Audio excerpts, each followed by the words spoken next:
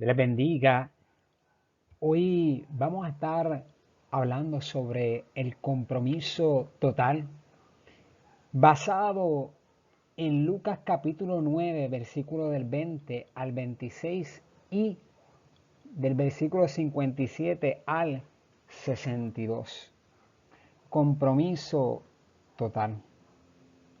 Vamos a elevar una oración primero que todo. Padre nuestro, te damos toda la gloria y toda la honra a ti, Rey de Reyes y Señor de Señores. Te pedimos, Señor, que nos des sabiduría y que podamos entender tu palabra y no tan solo escucharla y descubrirla, sino, mi Dios, practicarla, Señor, ponerla por obra y atesorarla. En el nombre de Jesús te lo pido. Amén. Estudio bíblico. Seguir a Jesús requiere una entrega total. Muchos se llaman cristianos, pero pocos tienen un compromiso por Jesús. Jesús nos pide más que un simple like como en Facebook. Dios nos pide un compromiso, seguirlo.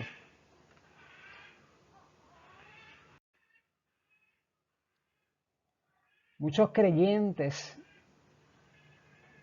confiesan al Señor delante de la gente, pero después de ese día nunca vuelven a abrir una Biblia o a escuchar una predicación o no le dan continuidad a esa confesión que hicieron.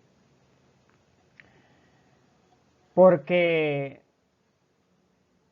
les llega el momento en que tienen que confesarlo delante de un trabajo, delante de la familia, delante de otras personas que no son de la iglesia, y llega la burla o llega el sufrimiento o llega el momento en que tiene que estar firme y no aguanta eso, así que decide tener un compromiso parcial o un compromiso a medias, pero no un compromiso total.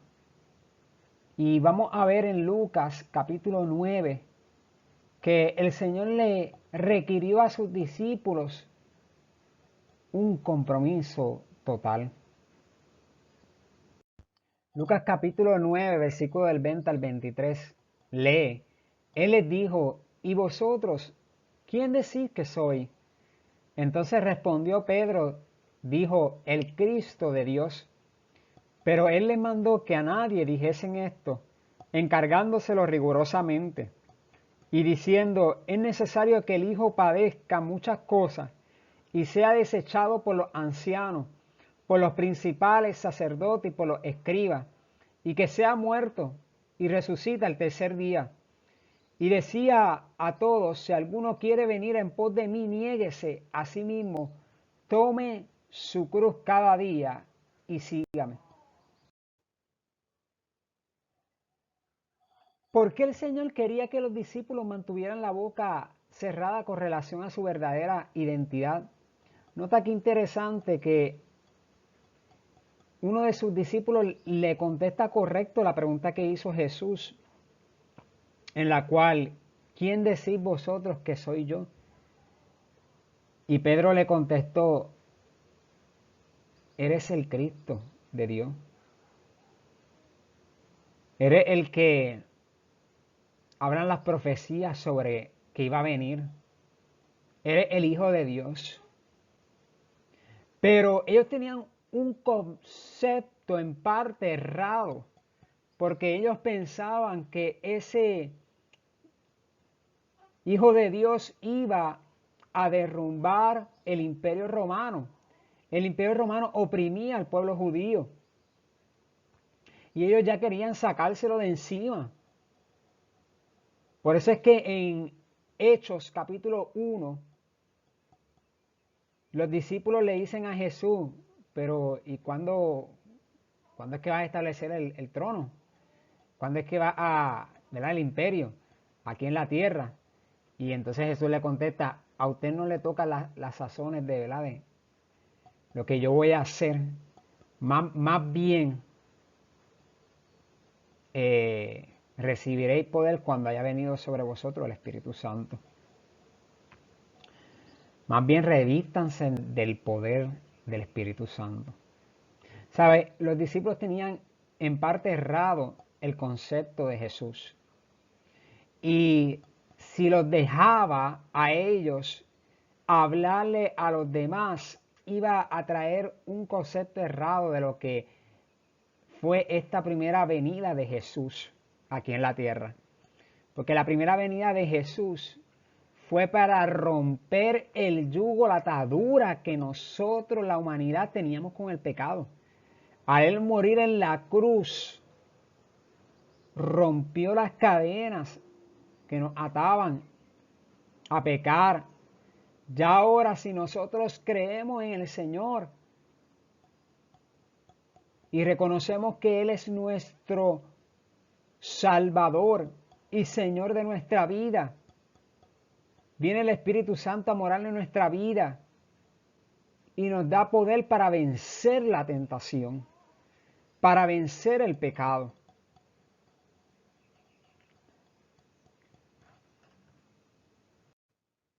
Hay muchas personas que no saben cuál es la identidad de Jesús como Señor y Salvador.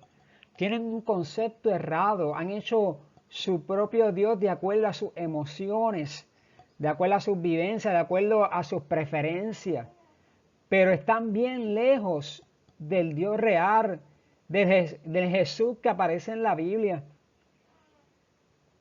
Leímos en la palabra en Lucas capítulo 9, 22, Jesús describiéndose cuál era la misión de Jesús, qué tenía que pasar Jesús aquí en la tierra. Y dice en el Lucas capítulo 9, 22, es necesario que el Hijo del Hombre padezca muchas cosas y sea desechado por los ancianos, por los principales sacerdotes y por los escribas, y que sea muerto. Yo lo puse en negrilla. Padezca, sea desechado, sea muerto. Estaba bien lejos los discípulos del concepto que tenían de Jesús, como muchos de nosotros hoy. ¿Sabe? Al igual que Jesús experimentó persecución, fue ignorado, fue menospreciado, se burlaron. Tú y yo vamos a pasar hasta cierto punto en eso. Gracias a Dios que no estamos en un país que hay persecución, que no podemos palpar lo que es ser muerto por la causa del Evangelio. Pero si estuviéramos, Dios pide que no lo neguemos, que creamos en Él, que seamos fieles a Él.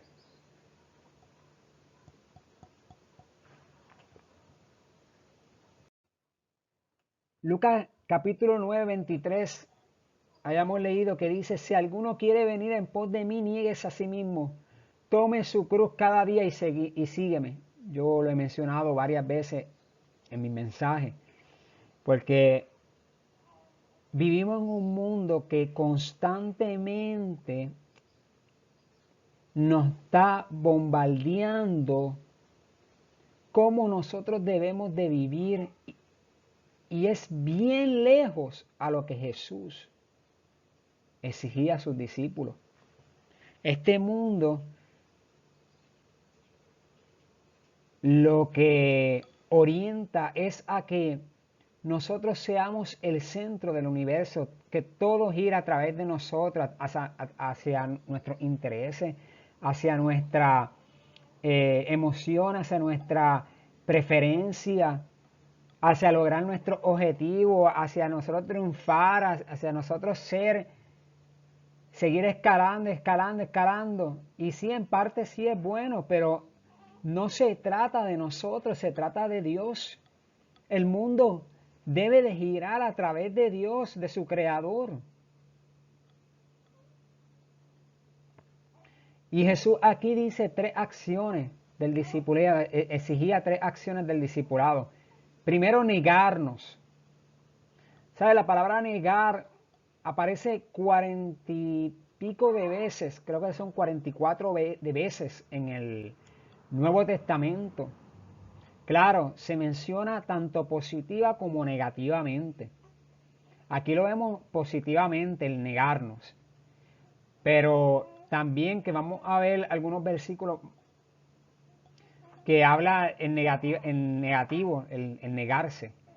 Pero aquí te habla de negarse a no tan solo a ciertas cosas en tu vida, sino a una vida de intereses propios. Y poner por encima de nuestros intereses el seguir las enseñanzas del Señor y la vida del Señor. Aquí nos habla de negarnos a nuestra concupiscencia, a los deseos que salen de nuestro corazón, de nuestras emociones, de nuestro cuerpo, que van en contra del Espíritu. Pablo lo decía de esta manera, de que la carne constantemente está luchando con las cosas del Espíritu. Y las cosas del Espíritu lo que buscan las cosas de Dios, pero la carne.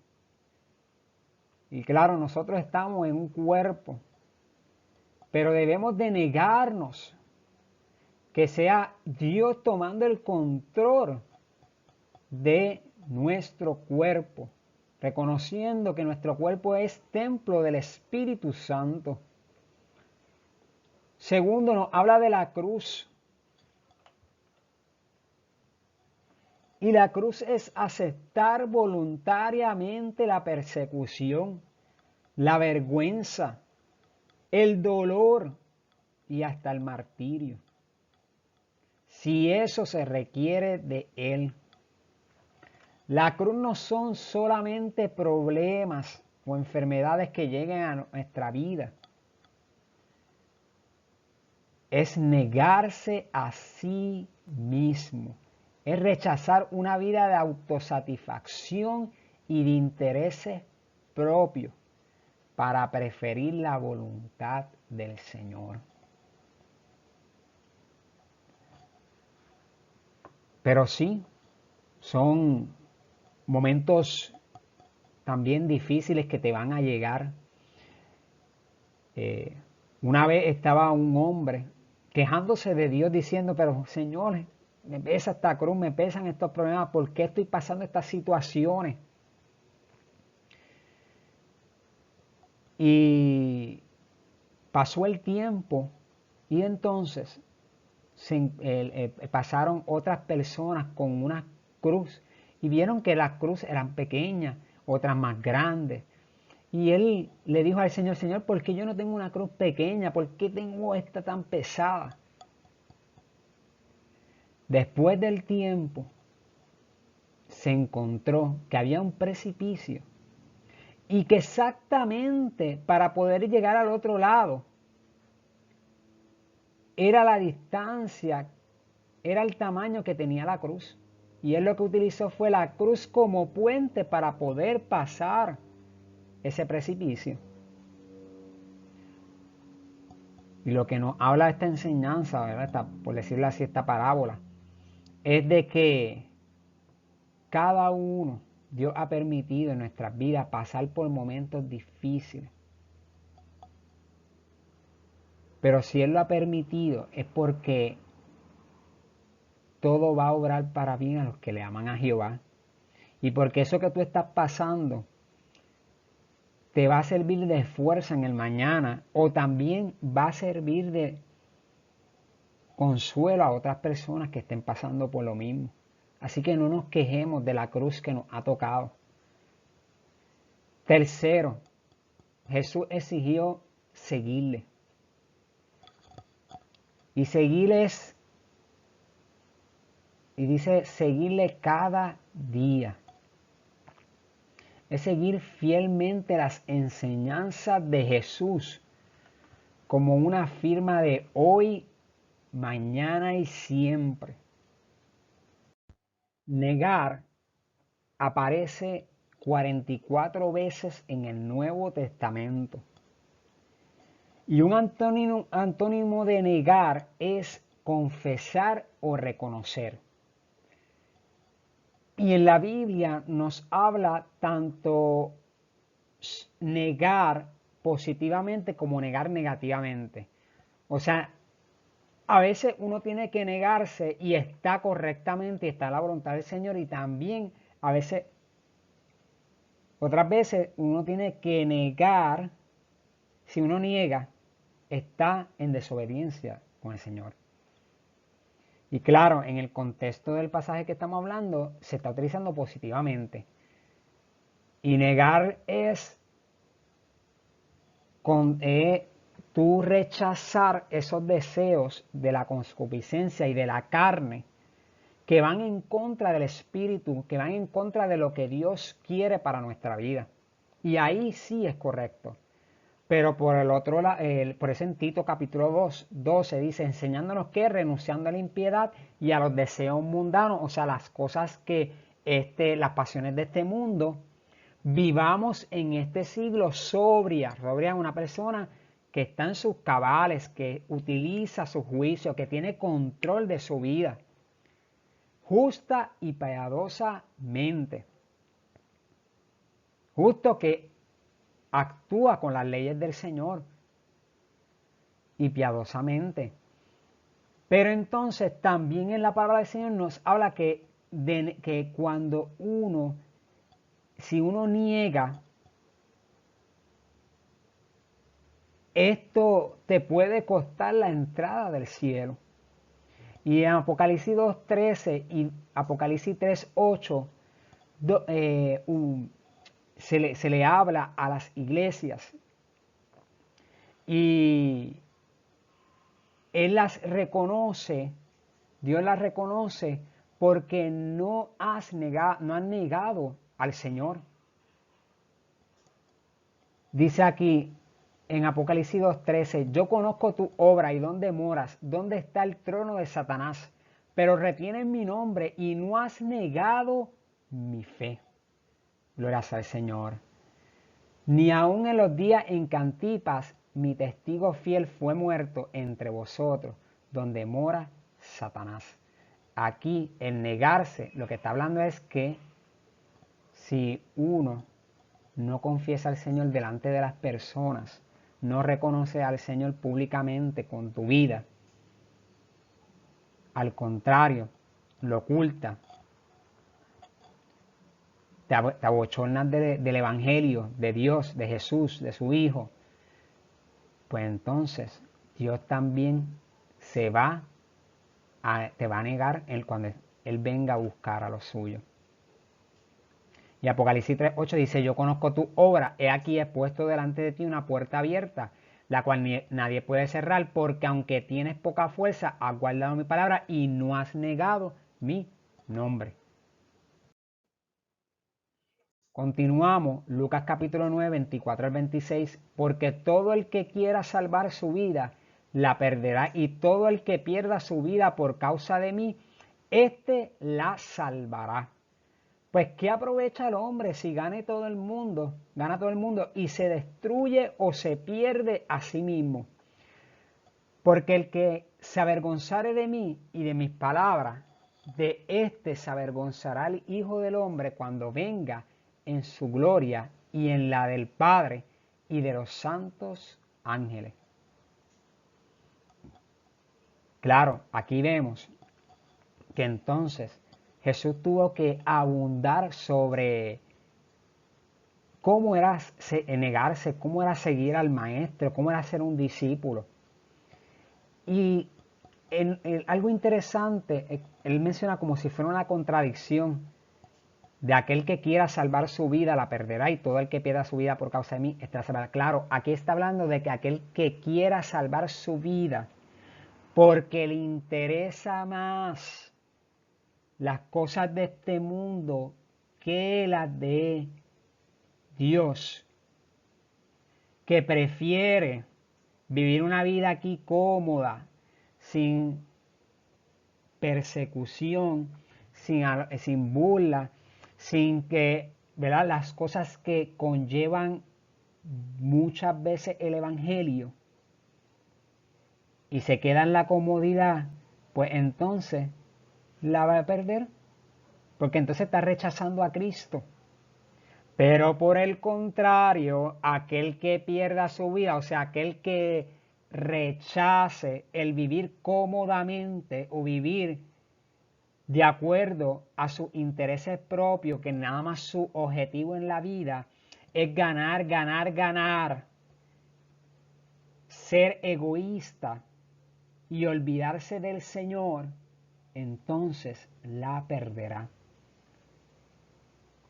Por eso es que dice en el 26, porque el que se avergonzare de mí y de mis palabras, de éste se avergonzará el Hijo del Hombre cuando venga en su gloria y en la del Padre y de los santos ángeles. Aquí nos menciona Jesús que no es fácil seguir al Señor. No es sencillo seguir a Jesús, pero no es imposible, porque Dios te va a dar la fuerza, Dios te va a dar la sabiduría, Dios te va a dar la capacidad para poder vencer la tentación. Pero nosotros debemos de negarnos y de poner al Señor como objetivo, como misión en nuestra vida, por encima de nuestros intereses propios. Y vamos ahora a saltar algunos versículos, vamos a irnos al versículo 57 de ese mismo capítulo. 57 al 62, vamos a ver 3 personas que llegaron a Jesús. Dice el versículo 57, yendo ellos, uno le dijo en el camino, Señor, te seguiré a donde quiera que vayas. Y le dijo Jesús, las zorras tienen guaridas y las aves de los cielos nidos, mas el Hijo del Hombre no tiene dónde recostar la cabeza. La primera persona que se acerca a él dice, no, Señor, yo quiero seguirte. Como muchas personas aceptan al Señor y quieren hacer muchas cosas con el Señor, pero piensan que todo va a ser gloria, todo va a ser sanidades, todo va a ser sin persecución, sin problemas difíciles. Y entonces Jesús en otras palabras le dice, mira, los animales tienen su lugar de refugio, pero el Hijo del Hombre no tiene donde recostar la cabeza. Mira, si tú quieres seguirme, yo no tengo donde recostarme. Muchas veces yo no puedo descansar. Mira, este caminar es fuerte, es difícil. Si tú quieres seguirme, va a conllevar esfuerzo, va a conllevar el que a veces no va a querer seguir hacia adelante, pero tienes que seguir hacia adelante. El versículo 51 se acerca a otra persona. Dice así, y le dijo a otro, sígueme. Y él le dijo, Señor, déjame que primero vaya y entierre a mi padre. Jesús le extendió la invitación a otro y le dice el otro, él le dijo, Señor, déjame que primero vaya y entierre a mi padre. Parece algo legítimo, algo que una excusa correcta. Pero Jesús le contesta, deja que los muertos se entierren a su muerto, y tú ve y anuncia el reino de Dios. No especifica si era que el papá estaba enfermo o que ya estaba en sus últimos días o que ya había muerto, no sabemos eso. Pero tampoco nos saquemos de contexto este pasaje, porque sí Dios se interesa por nuestra familia. De hecho, el primer mandamiento con promesa es honra a tu padre para que tus días sean alargados sobre la tierra. Pero aquí lo que Jesús está diciendo es que si tú pones por encima de mí a una persona, entonces no puedes seguirme, no puedes ser discípulo. Porque primero tengo que ser yo. La relación primera en tu vida tiene que ser conmigo y después con los demás. ¿Por qué? Porque cuando nosotros nos llenamos del Señor, buscamos la presencia del Señor, primero buscamos el reino de Dios y su justicia. Mira, todas las demás cosas vendrán por añadidura. Dios te va a dar amor para poder amar a tus familiares, para poder amar a tu cónyuge. Pero si no tenemos al Señor en nuestra vida, si lo dejamos para lo último, entonces otras personas van a conducir nuestra vida. Vamos a ver una tercera persona. En el 61 dice, entonces también dijo otro, te seguiré, Señor, pero déjame que me despida primero de los que están en mi casa. También parece una excusa correcta. Vamos a ver qué contesta Jesús. Y Jesús le dijo, ninguno que poniendo su mano en el arado mira hacia atrás es apto para el reino de Dios. Aquí el tercer hombre o el tercer seguidor quería despedirse de su familia, pero Jesús conocía el corazón de él y Jesús conocía que su corazón iba a ceder ante la exigencia de su familia. Lo más seguro, cuando llegara a donde su familia iba a decir, no, quédate, no te vayas. Y él iba a ceder. O a lo mejor él llegaba a su casa y decía, wow, yo no quiero ir a donde Jesús, yo estoy bien aquí. O Dios conocía el corazón de él. Y por eso le dijo, ninguno que poniendo su mano en el arado mira hacia atrás es apto para el reino de Dios. Un agricultor, cuando está arando la tierra, no puede estar mirando hacia atrás. Tiene que mirar hacia adelante, porque si no, no va a completar su trabajo. Pues así mismo nosotros cuando seguimos al Señor tenemos que seguir mirando. No podemos mirar atrás como la esposa de Lot, que miró hacia atrás, extrañó su ciudad, su antigua vida, y entonces se convirtió en sal. Tenemos que mirar, seguir hacia adelante. Esta pregunta de Lucas capítulo 9, 25 que habíamos leído, sigue vigente hoy, a pesar de 2000 años. Esta pregunta sigue relevante a la humanidad. ¿De qué aprovecha el hombre si gana todo el mundo y se pierde a sí mismo? Esto nos obliga a considerar cómo nosotros estamos valorando las cosas de Dios, las enseñanzas del Señor, la relación con el Señor. Las enseñanzas de Jesús nos motivan a considerar si solo nos interesamos a media en Jesús o si estamos comprometidos con Él. Piense nuevamente las exigencias de Jesús en este capítulo, en estos versículos que hemos leído. Reconozcamos que Jesús nos llama a un compromiso total. ¿Qué cambiaría en su vida hoy para seguir a Jesús, para seguir fielmente a Él? El consagrarse más, el reconocer que no es fácil la vida cristiana, pero se puede con el Señor. Todo lo podemos en Cristo, que Él nos fortalece.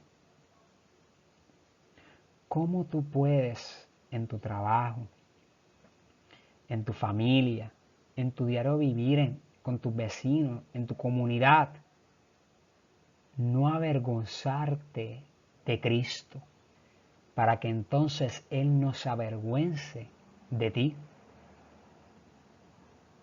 Decídete a actuar y tomar los valores del reino. ¿Qué excusa estás dando hoy al Señor? Reafirma tu compromiso con el Señor. Sigue a Cristo. Voy a hacer una oración. Padre, vengo delante de ti. Te doy gracias por este estudio bíblico. Gracias por tu palabra, Señor, porque nos confronta, Señor, a ganar una vida contigo, Señor, y a perder esta vida terrenal que nada más da cosas terrenales, Señor, cosas pasajeras. Te pedimos perdón si te hemos herido con nuestro acto, si nos hemos quejado, Señor. Hemos inventado excusas, Señor, para no seguirte. Te pido, Padre, que tú seas nuestro primero en nuestras relaciones, Señor. Que tú seas el primero y después vayan las demás personas, Señor. Y ayúdanos a no avergonzarnos de ti. En el nombre de Jesús. Amén. Los invitamos este próximo domingo a las 10 de la mañana. Somos la Iglesia de Defensores de la Fe de Country Club, ubicada en Country Club en la calle de Urbec, número 934, San Juan.